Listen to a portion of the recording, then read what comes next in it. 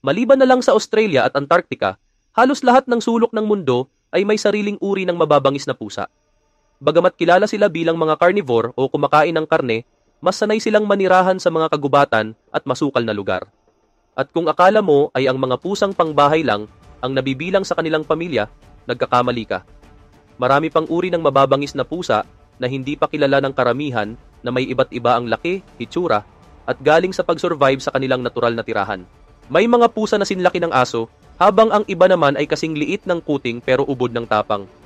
Lahat sila may kanya-kanyang natatanging abilidad, mula sa matalas na paningin, malalakas na panga, hanggang sa katawang parang isinilang para sa pangangaso. At kahit marami sa kanila ang nakakatakot, hindi ibig sabihin na pantay-pantay ang kanilang lakas at bagsik.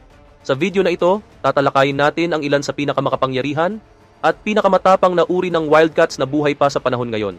Wala rito ang mga hayop na extinct na, at lahat sila ay nabubuhay pa at patuloy na nangingibabaw sa kani-kanilang teritoryo. Kaya kung handa ka na, simulan na natin ang listahan ng mga wildcats na hindi lang basta malaki, kundi tunay na kamangha-mangha ang lakas at abilidad. Pero bago natin simulan, kung bago ka pa lamang sa aming channel, mag-subscribe ka na para naman lagi kang updated sa mga ganitong uri ng video. Number 10, Clouded Leopard. Isa sa pinakamatandang uri ng mabangis na pusa sa mundo ay ang Clouded Leopard, isang misteryosong hayop na makikita sa mga kagubatan ng Southeast Asia. Pero alam mo ba na hindi sila itinuturing na tunay na big cat at hindi rin sila classified bilang small cat? Bakit? Dahil wala silang kakayahang umungol o pumulandit gaya ng ibang pusa. Tahimik sila, pero huwag kang palilin lang dahil isa sila sa may pinakakakaibang katangian sa buong pamilyang Felidae. Sanay silang gumalaw sa matataas na punong kahoy, kaya ang mga paa nila ay malaki, maliksi, at may special grip para hindi sila dumudulas sa mga sanga. Pero ang talagang pambato nila ay ang kanilang mahahabang pangil. Kung ikukumpara sa laki ng kanilang bungo, mas mahaba ang kanilang mga pangil kaysa sa alinmang uri ng wildcat sa buong mundo. Ang balahibo nila ay kulay kayumanggi hanggang grayish, na may mga kakaibang pattern ng guhit, batik, at hugis ulap. Dito rin nakuha ang pangalan nilang Clouded Leopard. Karaniwang umaabot sa 23 kilo ang mga lalaki, habang ang mga babae ay mas maliit, nasa 11 hanggang 21 kilo lang. Tahimik man sila sa gubat, hindi ibig sabihin ay hindi sila mapanganib. Isang maling hakbang lang sa teritoryo nila, baka ikaw ang gawing hapunan. Number 9, Lynx. Mula North America, Asia hanggang Europe, may isa pang uri ng mabangis na pusa na mahirap makita pero imposibleng makalimutan, ang lynx. Hindi lang isa kundi 4 ang species ng lynx, pero lahat sila ay may iisang signature look. Maiikling buntot, mahahabang binti, at matutulis na tainga na may maliliit na buhok sa dulo na parang antena. Ang mga paa nila ay malalaki at balahibuhin, perpekto sa paglalakad sa niebe. Ang ulo nila ay lapad, ang leeg ay may parang kwelyo ng balahibo, at ang kulay ng balahibo nila ay mula sa mapusyaw na kayumanggi hanggang sa kremang puti na may bahagyang batik ng itim at brown.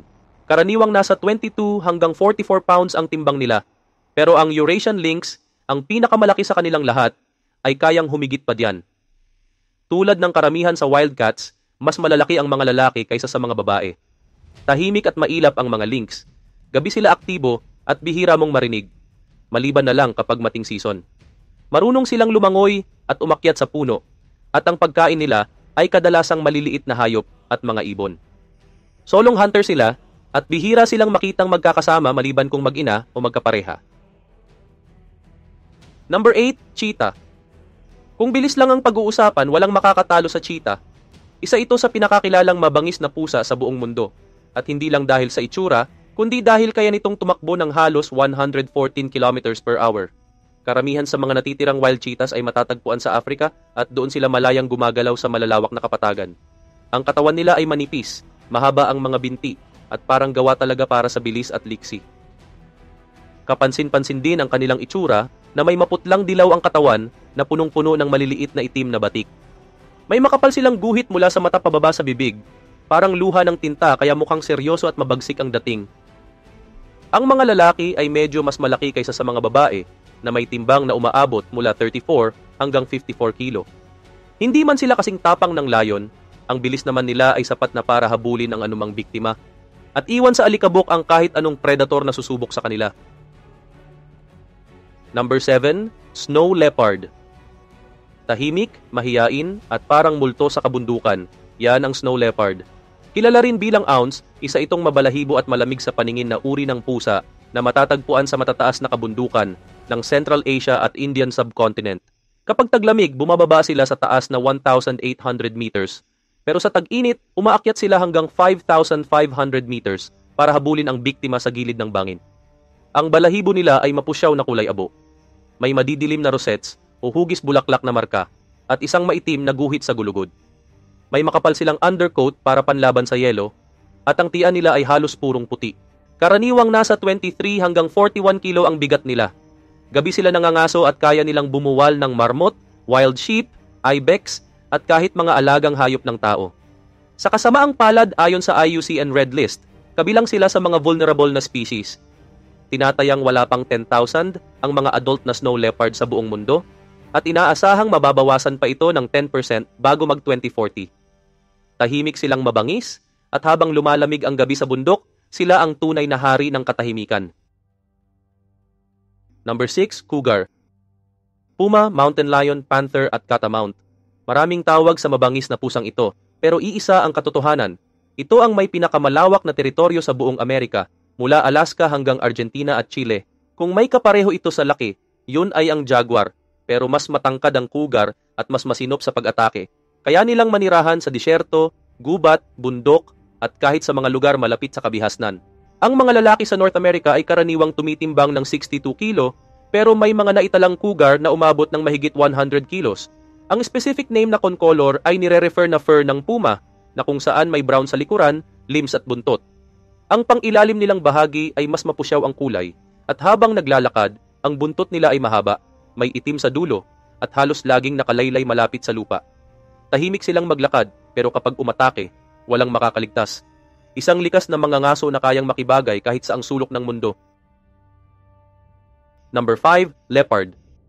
Ang leopard ay kabilang sa pantera, ang grupo ng mga malalaking pusa, at isa ito sa pinakamagagaling umakyat sa lahat ng wildcats. Makikita ito sa mga bahagi ng Sub-Saharan Africa at ilang rehiyon ng Asia. Kung ikukumpara sa jaguar na mas matipuno at may malakas na panga, ang leopard naman ay mas balingkinitan pero likas ang liksi. Mayroon itong malalakas at mahahabang hulihang paa na kayang itaas ang isang biktima na doble pa ang bigat sa kanya. At isang pa ito sa mataas na bahagi ng puno. Isa pa sa kinaiinggitan sa kanya ay ang kanyang husay sa pagtalon. Kaya niyang tumalon ng hanggang 7 beses sa haba ng kanyang katawan. Maliban sa pagiging mahusay na mga ngaso, kilala rin ang leopard sa pagiging mas agile kaysa sa iba pang malalaking pusa. Karaniwan, ang bigat ng isang leopard ay nasa pagitan ng 50 hanggang 90 kilo. Depende sa kasarian at lokasyon nito. Number 4, jaguar. Ang jaguar ay isang makapangyarihan at misteryosong pusa na matatagpuan sa mga kagubatan at latian sa Central at South America. Ang hayop na ito ay teritorial at hindi basta-basta nagpapalapit ng kahit sinong hayop sa kanyang nasasakupan. May sarili siyang estilo sa pangangaso, mahilig siyang magtago at mag-abang, tahimik na lumalapit sa kanyang biktima bago ito bigla ang lusubin. At ang pinakakaiba pa ay hindi siya sa leeg kumakagat gaya ng karamihan. Sa halip, direkta siyang kumakagat sa ulo gamit ang napakalakas niyang panga na may 1,500 PSI bite force na sapat na para butasin ang bungo ng kahit anong hayop. Ang mga lalaking jaguar ay kadalasang mas malaki kaysa sa babae at pwedeng tumimbang ng 100 hanggang 160 kilo. Tahimik man sila, pero sa oras ng pag-atake, halos walang hayop ang makakatakas. Number 3, lion. Kilala bilang hari ng kagubatan, ang lion ay isa sa pinakatanyag na wildcat sa mundo. Pero sa usapang lakas, pangatlo lang sila sa listahang ito. Makikita ang mga lion sa mga sabana ng Sub-Saharan Africa. Sila ang may isa sa pinakamabigat na timbang sa mga big cats, na umaabot ng hanggang 272 kilo ang mga lalaki. Isa sa pinakakakaibang katangian ng lion ay ang pamumuhay nila sa grupo na tinatawag na pride. Dito, may leader na karaniwan ay ang pinakamatapang at pinakamatibay, pero ang mga babae ang karaniwang nanghuhuli ng pagkain. Mas bihasa sila sa teamwork at mas mabilis kumilos, kaya't kadalasan sila ang responsable sa matagumpay na panghuhuli. Bukod sa lakas, may iba pa silang taglay na mga katangian, matalas ang kanilang paningin tuwing gabi, malalakas ang pangil, matipuno ang katawan, may matinding pangamoy, at syempre, ang kanilang malakas na ungol na naririnig kahit ilang kilometro ang layo. Number 2, tiger. Ang tiger o tigre ay isa sa pinakamalaking pusa sa mundo at sa kasamaang palad isa rin sa mga nanganganib ng tuluyang mawala. Sa lahat ng uri ng tigre, Ang Siberian Tiger ang pinakamabigat na umaabot sa 300 kilo o 660 pounds ang timbang nito. Makikilala agad ang tigre sa malaapoy nitong kulay na may mga patayong itim na guhit sa katawan, kulay na tumutulong para makapagtago ito sa masukal na gubat habang nag-aabang ng biktima. Kaya nitong mabuhay sa iba't ibang klase ng tirahan, mula sa maiinit na kagubatan hanggang sa nagyayelong kabundukan. Ang mga tigre ay solong mangangaso, teritorial ito, at minamarkahan ang nasasakupan sa pamamagitan ng pag-ihi sa paligid, isang malinaw na babala sa ibang hayop. Pinipili ng tigre na manghuli sa gabi dahil sa kanyang napakahusay na night vision. At kapag kinakapos sa pagkain, hindi siya natatakot umatake kahit pa sa mga oso. Kapag may target na, magtatago muna ito sa mga damuhan o likod ng mga puno. Tahimik siyang lalapit hanggang sa maabot ng isang malakas at tiyak na pagtalon, sabay kagat na siguradong ikakamatay ng biktima. Number 1, liger. Sa tuktok ng ating listahan ay ang liger, isang hybrid na nilalang na bunga ng isang lalaking leon at isang babaeng tigre.